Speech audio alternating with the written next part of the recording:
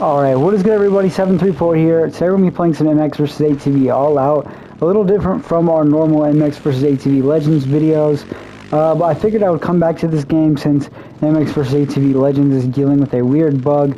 At least on PlayStation 5 where you just crash randomly and I cannot play consistently enough to make a video. If you watched my watch party today for the Unadilla race, this is Saturday as I'm recording this video. I don't know when I'm going to upload it.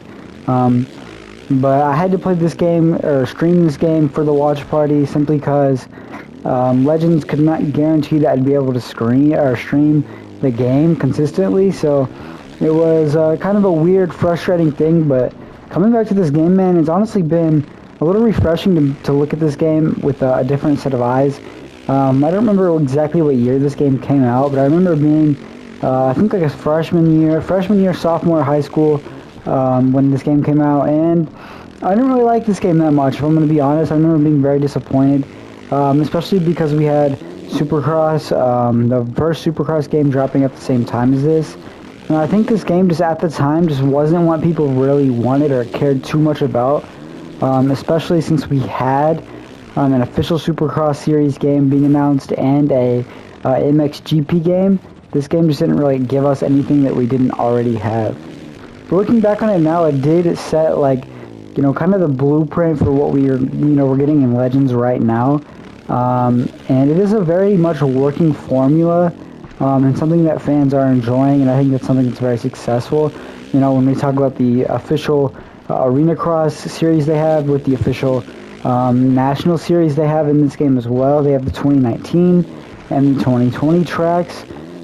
Something weird is that the 2020 national tracks are still $20 in the PlayStation Store. I'm not sure if it's like that on Steam and the Xbox Store, but it is really weird and something I just don't necessarily understand.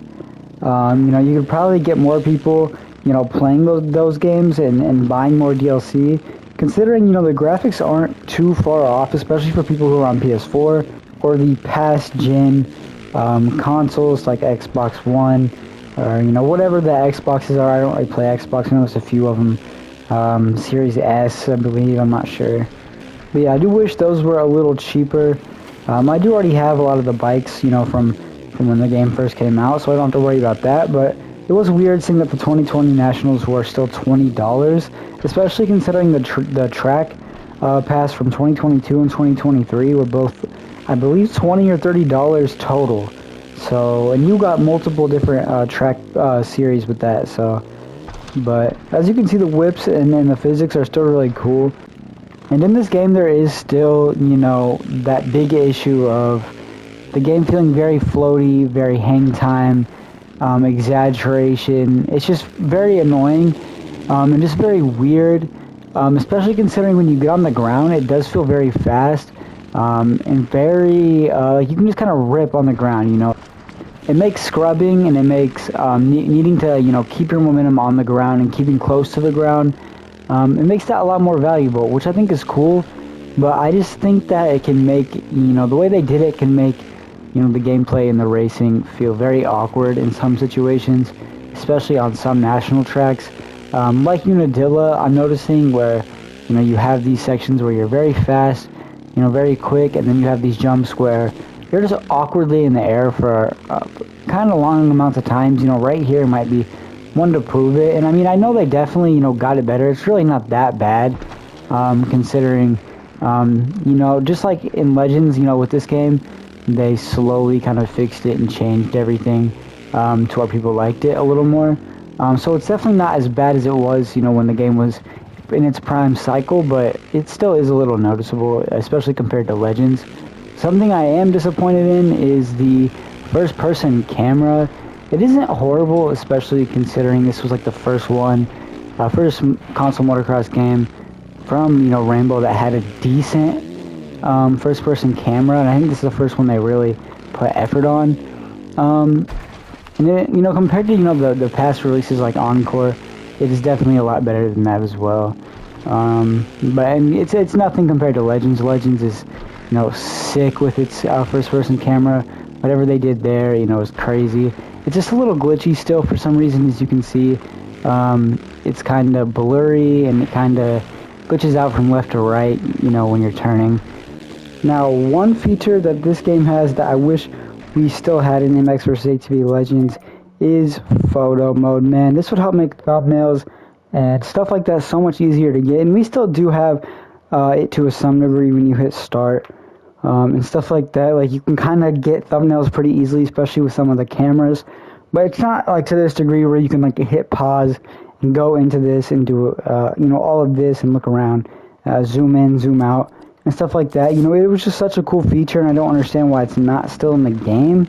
Maybe it has something to do with like the physics system and just like the whole UI system in general.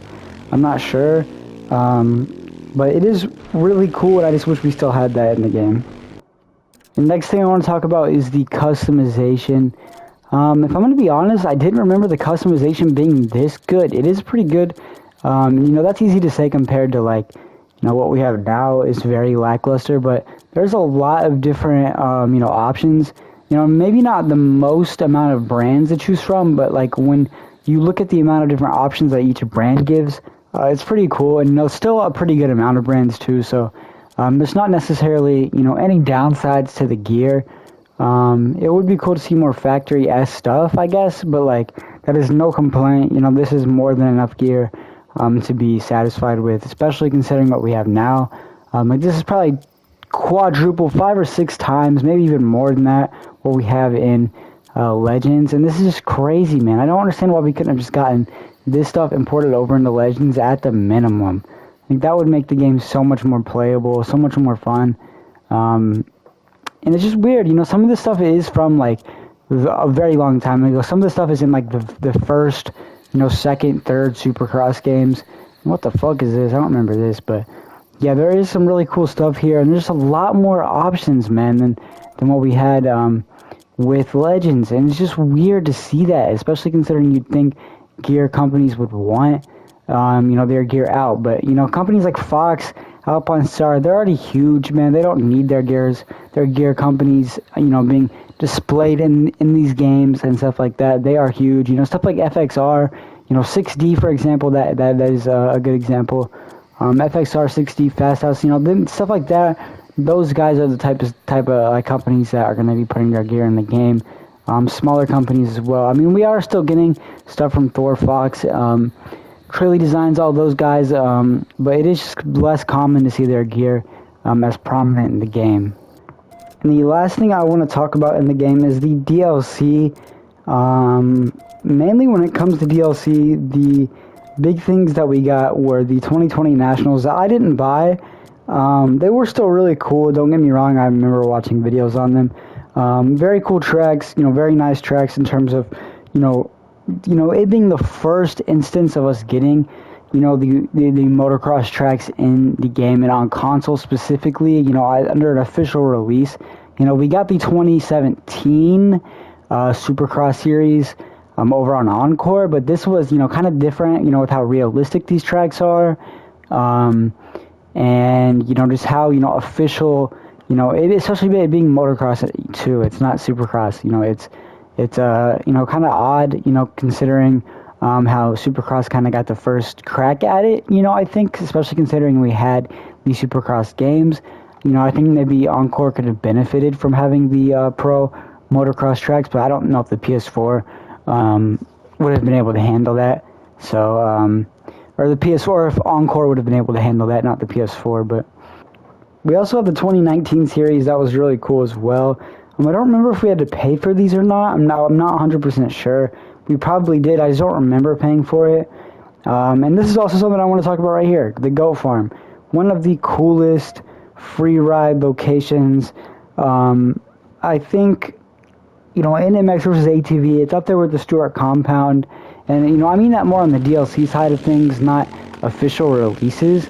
But this stuff is just so cool, bro, to get official compounds, especially considering it's Ricky Carmichael, the Goat Farm, Rocky Mountain Ace. You know, I mean, like, this stuff is just sick. I just remember this. I remember, you know, getting this for the first time and just ripping around as I eat shit right there.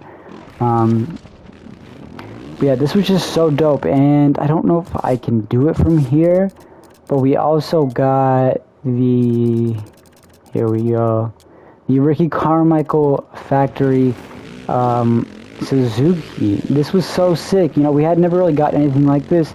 You know, in Reflex we had gotten the official bikes, and I believe in Alive we had gotten some official stuff, but nothing like this. This was kind of crazy, you know, when this came out. I didn't expect a bike. I believe there is, you know, the official Ricky Carmichael AI, and it might even be some gear somewhere. I might be wrong on that, though. But, you know, this whole DLC was super cool. You know, I'm not going to go too in-depth on all of it, but I do remember this coming out and just being super impressed with this. And it being very, you know, not in terms of, like, the layout and how how it plays, but simply just the vibe of it being a pro compound, being very similar to the Stewart compound, just in terms of the aesthetic and pro rider, you know, side of things. It was just very sick, and something I'm glad we got, you know, looking back on it. You know, I wish I would have been more appreciative, and, you know, I wish I would have put more time into this game when I originally played it. There are some other DLCs like the Slasher DLC and the Hometown DLC, which was actually pretty sick as well. Wyndham151 has a really good video on those as well, if you want to go watch those. But I'm not going to go into those too in depth, simply because I didn't buy the Hometown ones and the Slasher ones. I just didn't care for them. Or it might just be Slash. I'm not too for sure. But they had some really cool Supercross tracks, but they're just very long, and there's like I think 3 or 4 of them. So I don't want to go too far into those, simply because you kind of can't dive into those without going really in depth. So I'm just gonna do a few laps here on the Goat Farm while I talk about the rest of the DLC. They did have the you know, the official 2017 bikes, I think, and they had a few other years as well. I'm not too for sure what years they had. They did multiple releases of bikes. But yeah, I mean, that's just kind of standard stuff. You know, it's kind of the same now, just, you know, regular OEM bikes. It's always been how it is. I do remember some people being upset around this time of this release, you know, having to pay a decent amount of money for OEM bikes, especially considering it's just commonplace at this point in video games to see them, especially in, you know, the Pro Supercross and the Pro MXGP games. But I guess people just kind of didn't understand at the time that, you know, there's different, you know, repercussions that people face for, you know, putting stuff like that in the game. You can't just put, you know, name brand stuff, and especially a company like Rainbow that doesn't have, you know, the official licensing for all of this stuff. You know, you know, every year, all year round, they don't have, you know, every you know, license. They can't just, you know, throw everything in the game. So I think it's a little more understood now at this, you know, at this time that, you know, you have to pay for these things, and these things have to be DLC. I do think in Legends they are a lot cheaper than they were now. I believe the prices might have been really high in general. But other than that, the DLCs were pretty cool in terms of, you know, the thought process and stuff like that. In Legends, it seems that they're going in a similar direction with a compound coming out soon. I don't know what that will be. I don't know if it'll be the Goat Farm, you know, which is now actually the Star compound, but I did say it could be the Star compound. In a video a few months ago, I believe I said I think it could be that. I also believe it could be, you know, the Stewart compound once again, or the Lawrence Brothers compound as well. I'm not for sure which one it'll be. I don't know if anyone knows. If anyone does, it's probably some YouTubers or something like that, but who knows for sure, man. I really have no fucking clue. I don't know what else to really talk about in this game. You know, the graphics, beautiful as well. They just aren't quite, you know, where we're at with Legends. Legends, I think, kind of just does everything, you know, over and beyond that All Out does. But this game still does look very, very good, especially considering the time it came out. You know, I believe 4 or 5 years ago it came out. At this point, I'm not too sure. You know, I don't know if I would move it up in my rankings of where it's at in the MX vs. ATV games. It is still one of my least favorite, and, you know, maybe even my least favorite, if I'm being straight up with you. I don't really know for sure what my rankings are. I do want to do a video on that, but I'm not too for sure what they are at the moment. I want to be able just to go back and play, you know, all the old MX vs. ATV games whenever I want to. But I don't have a PS3 at the moment, and I don't have a way to record a PS3 even if I did have one. And PS5 doesn't offer that type of backwards compatibility that Xbox does. So I think I'm going to have to figure something out, maybe on PC. You know, you can play some of the games in the cloud streaming, but it doesn't run as smoothly as you would regular type of gameplay. So I'll have to figure something out, you know, maybe, you know, get a capture card and get an Xbox, or, you know, get a PS3 or something. I'm not too for sure. I think that's really going to do it for this video, guys. I don't have too much more to say. I might be doing some videos on All Out simply because it's not that bad of a game. I just think it just wasn't what we wanted at the time, and, you know, it's just kind of in an awkward time frame of video game releases that it kind of got just left in the dust, and there just wasn't much of a player base for it at the time. Because if you were on console when this game released, you were probably playing the Supercross or MXGP games. Because I think MXGP 3 was popping when this game came out, along with Supercross 1. And then, you know, the Supercross games kind of took the hype over after that. So, and that's going to do it for this video, guys. I hope you did enjoy it. I am going to be making a few All Out videos until, you know, the Legends crash glitch gets fixed. But if you do want to see this, you know, a little more often, you know, or more regularly, just let me know, comment. I will be streaming it maybe, potentially. You know, I could do it during watch parties, stuff like that. But yeah, hope you guys did enjoy it. I'll see y'all in the next one. Peace out.